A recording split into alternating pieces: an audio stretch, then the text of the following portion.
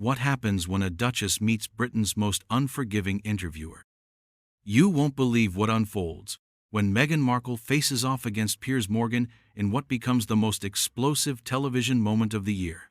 Last night's show started like any other, but within minutes, the atmosphere turned toxic, as years of simmering tension finally erupted into an all-out war of words that left viewers stunned and the guest storming off set. Before we get into this incredible story, make sure you hit that subscribe button and drop a comment below, because you're not going to believe what unfolds. The studio lights were blazing as Piers Morgan adjusted his tie, that familiar predatory gleam already flickering in his eyes. Across from him, Meghan Markle sat poised in her designer chair, her posture perfect, her smile practiced. The cameras rolled, and what should have been a straightforward promotional appearance for her latest charitable initiative quickly transformed into something far more sinister. "Meghan, welcome back," Piers began, his voice carrying that deceptively warm tone that regular viewers know masks something much sharper underneath. "It's been quite some time since we've had the chance to chat properly. I believe the last time was before you became, shall we say, globally famous." Meghan's smile faltered for just a fraction of a second, but she recovered quickly. "Thank you for having me, Piers. Yes, it has been a while. I'm excited to talk about the important work we're doing with—" "Before we get to that," Piers interrupted, leaning forward slightly, "I think our viewers are more interested in addressing the elephant in the room. Your relationship with the British press has been, how should I put this delicately, rather contentious." The temperature in the studio seemed to drop several degrees. Meghan's media training kicked in, and she maintained her composure, but those watching closely could see her jaw tighten almost imperceptibly. "I'm here to discuss positive initiatives that are making a real difference in people's lives, Piers. I'd prefer to focus on that."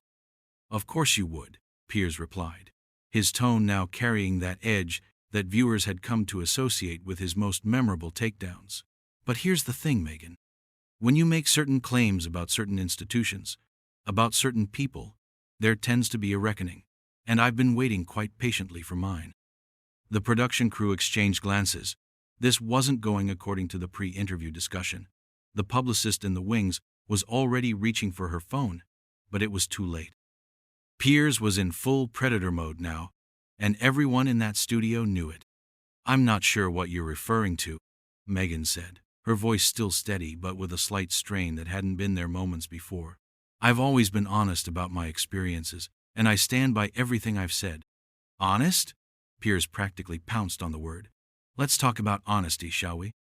Because I've been doing some digging, Meghan, and there are some fascinating inconsistencies in your various narratives that I think deserve addressing." The studio audience, initially excited to see the famous Duchess, was now sensing blood in the water. The energy had shifted completely. What had started as a celebrity appearance was rapidly becoming an interrogation, and Meghan was beginning to realize she had walked into a carefully laid trap. "Piers, I came here in good faith to discuss charitable work," she said, her voice taking on a sharper edge. "If you're more interested in tabloid gossip than actual substance, perhaps I should have gone elsewhere." "Oh no, you're not leaving that easily," Piers shot back, his famous smirk spreading across his face. "You see, when you make certain accusations about racism, about neglect, about institutions that mean everything to millions of people, you don't get to just float above it all in your Montecito mansion. There are consequences." The word consequences hung in the air like a threat. Meghan's publicist was now frantically gesturing from the sidelines, but the cameras kept rolling. This was live television at its most dangerous, and everyone involved knew they were witnessing something that would be replayed for years to come. "I think you're mischaracterizing," Meghan began, but Piers wasn't finished. "Am I? Because I have some very interesting information here," he said, rustling through papers on his desk with theatrical precision. "Information about timelines that don't quite add up. Information about conversations that allegedly happened that other parties remember very differently." Meghan's composure was beginning to crack. The practiced smile had completely disappeared now, replaced by something much more authentic and infinitely more dangerous. "Are you calling me a liar, Piers?" The question cut through the studio like a blade. Even the camera operators seemed to hold their breath. This was the moment everyone had been building toward without realizing it. The collision that had been inevitable from the moment these two strong-willed personalities had entered the same space. "I'm calling you accountable," Piers replied, his voice now deadly quiet, something that remarkably few people seem willing to do these days. "But here's the thing about accountability, Meghan. It has a way of finding you eventually, whether you want it or not." The tension was now so thick it was almost visible. Meghan's hands, which had been carefully folded in her lap, were now gripping the arms of her chair. Her breathing had changed, becoming more shallow, more controlled. Everyone in that studio knew they were witnessing something unprecedented. "You know what, Piers?" Meghan said, her voice now carrying a warning tone that suggested the gloves were about to come off completely. "I think it's time we had a real conversation about accountability. Because if we're going to go there, let's really go there." And with those words, the last vestiges of civility vanished from the studio, setting the stage for what would become one of the most brutal confrontations in television history. The studio lights seemed to burn brighter as Piers leaned back in his chair, that predatory smile widening into something almost feral. He had been waiting for this moment, and now that Meghan had essentially declared war, he was ready to unleash everything he had been holding back. "Oh, I'm absolutely delighted we're finally having this conversation," Piers said, his voice dripping with barely contained excitement. "Because you see, Meghan, accountability works both ways, and I've been keeping quite detailed notes about your various, shall we call them, evolving narratives." Meghan's eyes flashed dangerously. The practiced Duchess persona was cracking like ice under pressure, revealing something much more raw and combative underneath. "My narratives? That's rich coming from someone who's built an entire career on manufacturing outrage for ratings." "Manufacturing?" Piers laughed, but there was no humor in it. "Oh no, my dear. The outrage writes itself when you have someone who seems to have a rather flexible relationship with the truth. Tell me, when exactly did you first research Harry? Because I have some fascinating timeline discrepancies here." The production team was in complete chaos now. The director was frantically trying to signal for a commercial break, but Piers waved him off without taking his eyes off his target. This was live television gold, and everyone knew it. "I'm not going to sit here and be interrogated about my personal life by someone who's clearly bitter about being cut off." Meghan shot back, her voice rising for the first time. "This is exactly the kind of toxic behavior that drove me away from this country in the first place." "Toxic behavior?" Piers' voice climbed an octave in mock surprise. "You mean holding public figures accountable for their public statements? How absolutely dreadful of me.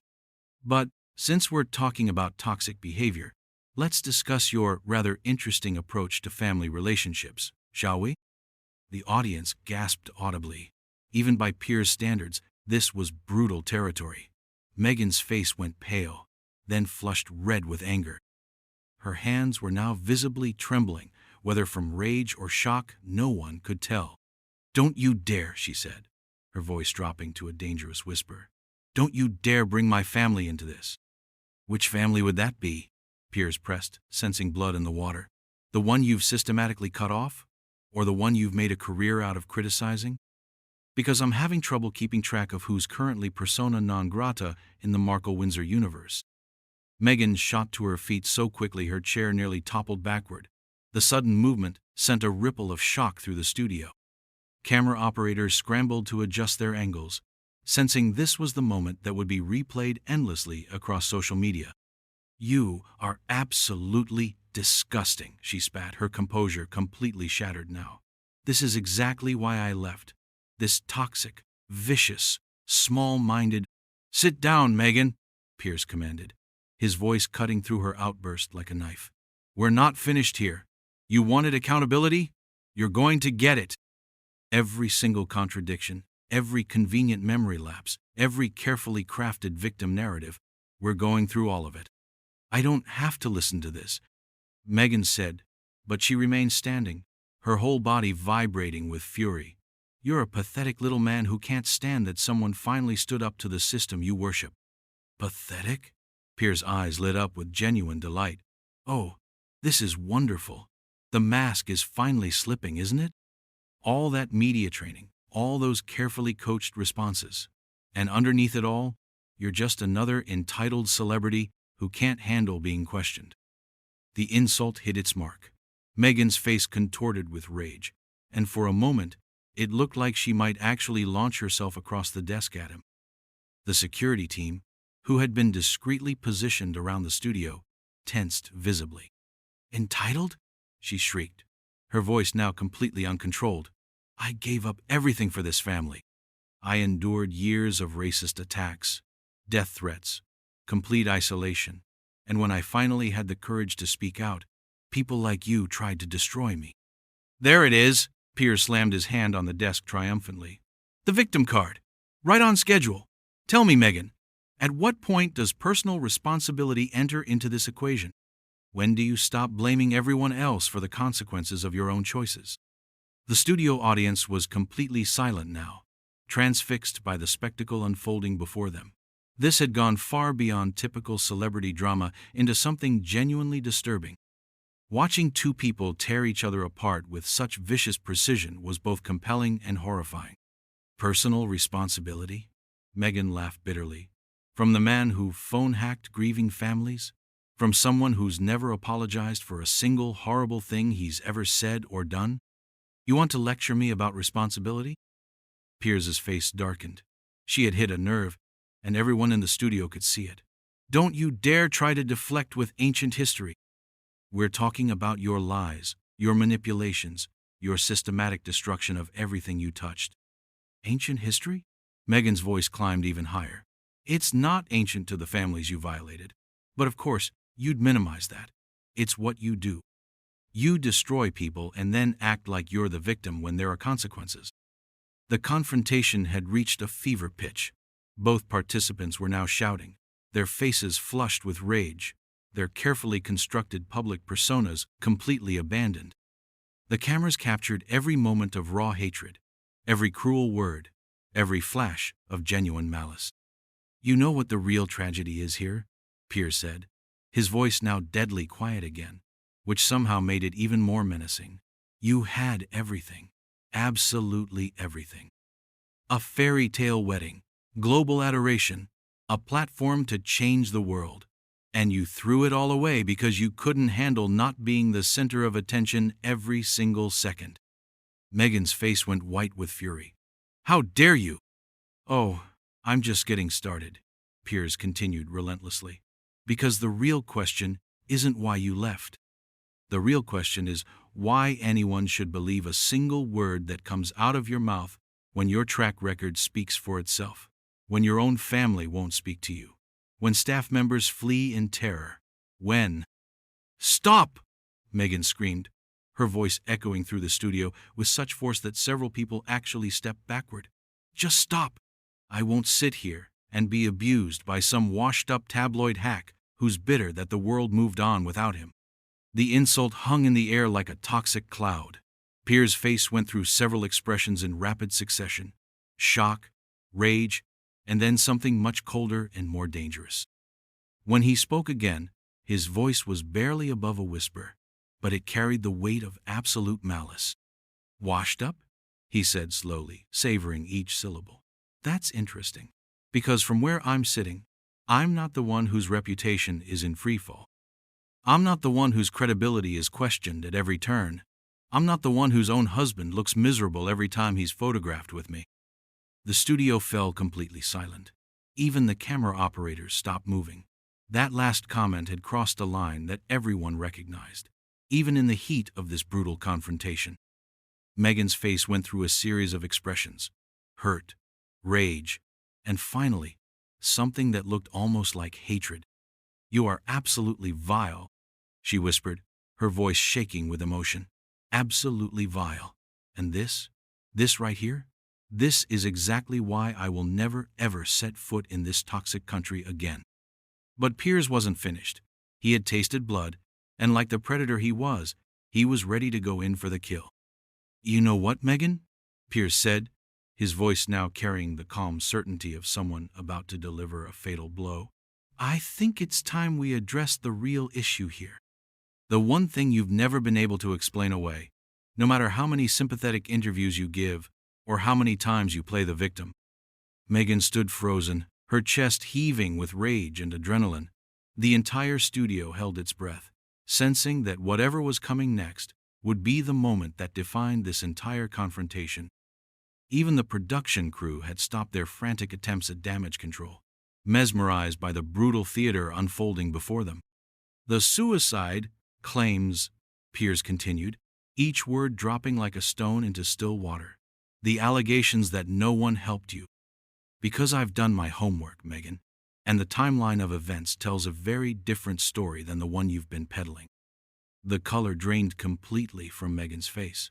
This was clearly not territory she had expected him to venture into, certainly not on live television. Her mouth opened and closed several times, but no sound came out. For the first time in the entire confrontation, she appeared genuinely speechless. "That's right," Piers pressed on mercilessly. "You see, when you make claims like that, there are records, there are protocols. There are people whose job it is to respond to exactly those kinds of requests. And what's fascinating is how none of their recollections align with your very public testimony." "You don't know what you're talking about," Meghan finally managed, her voice barely above a whisper, but the fight had gone out of her completely. She looked less like a defiant duchess and more like a cornered animal. "Don't I?" Piers smiled coldly. "Because I have documentation here that suggests a very different version of events.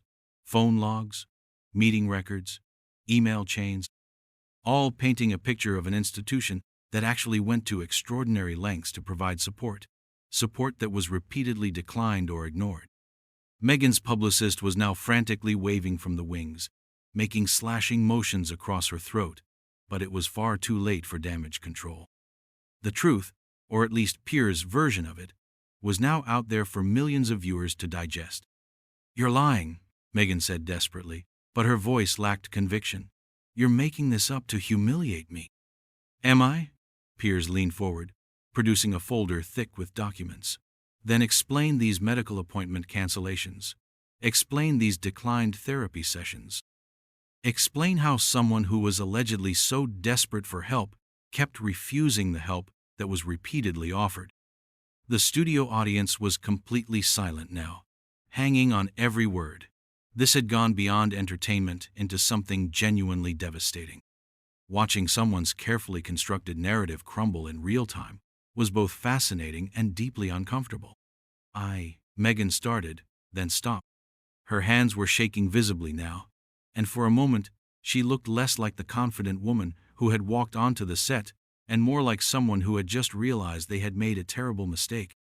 "The truth is," Piers continued remorselessly, "you created a narrative that suited your purposes, a narrative that painted you as the victim and everyone else as the villain. But narratives have a way of unraveling when they meet actual facts." "Stop," Meghan whispered, her voice breaking. "Just stop." But Piers was beyond stopping now. He had waited years for this moment, and he was going to extract every ounce of satisfaction from it. And the most tragic part? The most genuinely heartbreaking element of this entire charade is that there are people out there, real people with real mental health struggles, who might not seek help because they've heard your story and think that's what happens when you ask for support. The accusation hit like a physical blow. Meghan staggered backward, her face crumpling with what looked like genuine anguish. Whether it was remorse or just the shock of being so thoroughly exposed, no one could tell. "You are a monster," she said, tears now streaming down her face. "An absolute monster." "No, Meghan," Piers replied quietly. "I'm just someone who believes that the truth matters. That when you use your platform to make serious accusations, there should be consequences when those accusations don't hold up to scrutiny." The confrontation had reached its inevitable conclusion. Meghan stood there, utterly defeated, her carefully maintained composure completely shattered. The woman who had walked into the studio projecting confidence and control now looked broken and exposed. "I'm done," she said finally, her voice hollow. "I'm done with this. I'm done with you. And I'm done with this entire toxic circus." She turned toward the wings, but Piers wasn't quite finished. "One last thing, Meghan," he called out, his voice carrying clearly across the studio. The next time you decide to weaponize serious issues for your own benefit, remember this moment. Remember what happens when someone finally decides to fact-check your fairy tales. Meghan whirled around, her face contorted with rage and humiliation. "Go to hell, Piers," she spat, her voice raw with emotion. "Go straight to hell." With that, she ripped off her microphone, threw it on the floor, and stormed toward the exit. But as she reached the edge of the set, she turned back one final time, her voice carrying across the stunned studio. "This country deserves people like you," she said, her voice dripping with contempt. "You deserve each other, and I hope you're happy with what you've become." The studio doors slammed behind her with a finality that seemed to echo through the entire building. For several long moments, nobody moved. The cameras kept rolling, capturing Piers sitting alone at his desk, still smiling that cold, satisfied smile. "Well," he said finally, straightening his tie and looking directly into the camera, "I think that went rather well. Sometimes the truth is uncomfortable, but it's always necessary." He shuffled his papers with deliberate calm, as if he hadn't just orchestrated one of the most brutal public takedowns in television history. "We'll be right back after this break, assuming we still have any advertisers left." The credits began to roll over the chaos, but the damage was already spreading across social media like wildfire. Within minutes, clips of the confrontation were trending worldwide, dissected frame by millions of viewers who couldn't believe what they had just witnessed. In her dressing room, Meghan sat in stunned silence, staring at her reflection in the mirror. Her makeup was ruined, her composure shattered, and her carefully crafted public image lay in ruins. She had come to promote charity work, and instead had been systematically destroyed on live television. Meanwhile, Piers sat in his chair, basking in the aftermath of his victory. He had done what he set out to do. He had held someone accountable, regardless of the cost. Whether that accountability would ultimately serve the public good or simply his own ego was a question for others to answer. The show was over, but its impact would be felt for months to come. In an era where truth and narrative often seemed interchangeable, one man had decided to draw a line in the sand. Whether he was a champion of journalistic integrity or simply a bully with a platform would be debated endlessly. But one thing was certain: nobody who witnessed that confrontation would ever forget it, and Meghan Markle would never again underestimate the price of facing Piers Morgan, unprepared for war.